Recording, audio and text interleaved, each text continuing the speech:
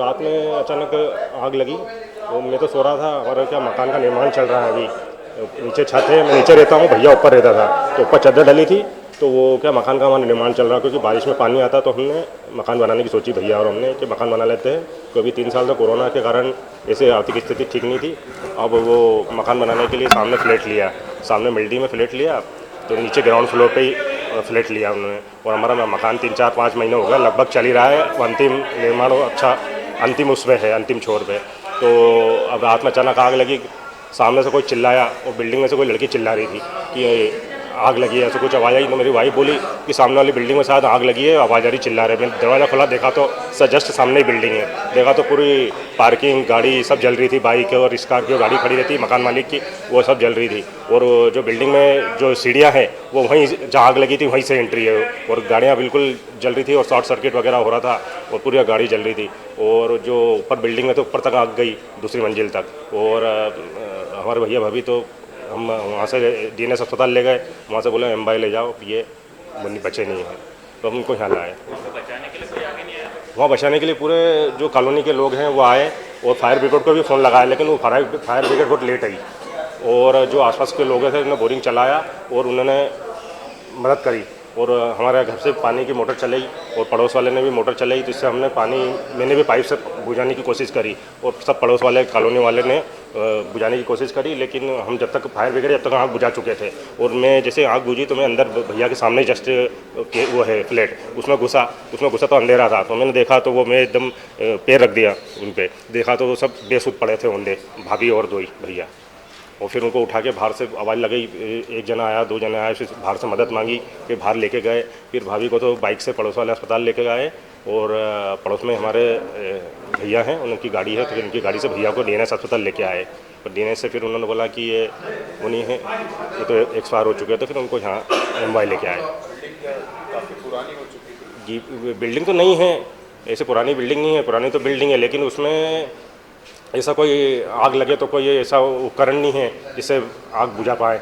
और जो एंट्रेंस है वो भी वहाँ सीढ़ी वहाँ है जहाँ पार्किंग है, वो पूरी पार्किंग में गाड़ी खड़ी रहती है। वहाँ 2 फ्लैट है, जिसमें भैया था, और एक और पड़ोस में एक और फ्लैट है, 2 फ्लैट है। उसमें ये नहीं मालूम है, उसकी जानकारी नहीं लगी है। उसमें मिल्टी में पूरे फ्लैट पूरे भरे हुए थे, 10 12 फ्लैट है शायद। तो वो जानकारी ऐसी लग रही है कि 2 फ्लैट खाली थे, बाकी सब भरे हुए थे। फायर ब्रिगेड आधा पौन घंटा लग गया उसको, तब तक तो हम आग बुझा चुके थे।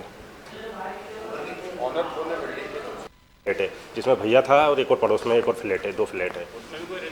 उसमें ये नहीं मालूम है, उसकी जानकारी नहीं लगी है। उसमें मिल्टी में पूरे फ्लैट पूरे भरे हुए थे, 10 12 फ्लैट है शायद। तो वो जानकारी ऐसी लग रही है कि 2 फ्लैट खाली थे, बाकी सब भरे हुए थे। फायर ब्रिगेड आधा पौन घंटा लग गया उसको, तब तक तो हम आग बुझा चुके थे। आनर है इसाक पटेल, इंसाफ पटेल और एहसान पटेल, उनके 2 लड़के हैं इसाक पटेल के। वो सामने ही रहते हैं, जस्ट सामने रहते हैं। और सामने जो है फ्लैट में सब किराएदार है फ्लैट में। वो भी आए ना बाहर, वो भी निकले, जब चिल्ला छोड़ी तो वो निकले, वो भी बाहर। भैया भाभी, मेरी भाभी तो हाउस वाइफ थी, भैया सुपरवाइजर थे कंस्ट्रक्शन कंपनी में, रापड़ी वाले के वहाँ। जी, आपका नाम? मेरा नाम भीरू सिंह सिसोदिया, मैं छोटा भाई हूँ। सर बताइए क्या करना है, कौन है? ये मेरे ब्रदर हैं, कज़िन ब्रदर हैं, ईश्वर सिंह सिसोदिया और उनकी पत्नी नीतू सिसोदिया। ये दोनों किराए के मकान में उसी बिल्डिंग में रहते थे जिसमें आग लगी है। इनका मकान सामने बन रहा था, तो ये कुछ महीनों के लिए इधर शिफ्ट हुए थे और 1 डेढ़ महीने में शिफ्ट होने वाले थे वापस। पर रात को ये हादसा हो गया और उसमें ये दोनों आसपास क्या है, रात को हम चूँकि पास में रहते हैं तो शोर शराबा हुआ करीबन 2:30 बजे के आसपास। तो हम बाहर जाके देखे तो नीचे पार्किंग में आग लग रही थी, गाड़ियों में आग लग चुकी थी और तेज़ी से धुआं निकल रहा था। लोग सफोकेशन से परेशान हो रहे थे, कदम घुट रहा था। और हमारे ब्रदर का ठीक जहाँ स्पॉट आग लगी उसके पास में ही रूम था। तो इनको जलने में जले तो नहीं है, लेकिन इनका सफोकेशन से इनके जो है दम घुटने से हुआ। बचने का प्रयास किया? बहुत नहीं, बचने का तो क्या है कि जब अस्पताल ले गए तब इनको मृत घोषित कर दिया था। इनका हार्ट बीट वगैरह भी चेक हुई।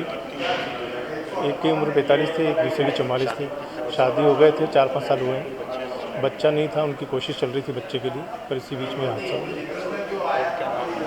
इनका सुपरवाइज़र का काम था, सुपरवाइज़र थे सुपरवाइजर प्राइवेट नौकरी करते थे और पत्नी इनकी हाउस वाइफ थे। जी, आपको परिचय? मैं उनका ब्रदर हूँ, करण सिंह सिसोदिया, कज़िन ब्रदर।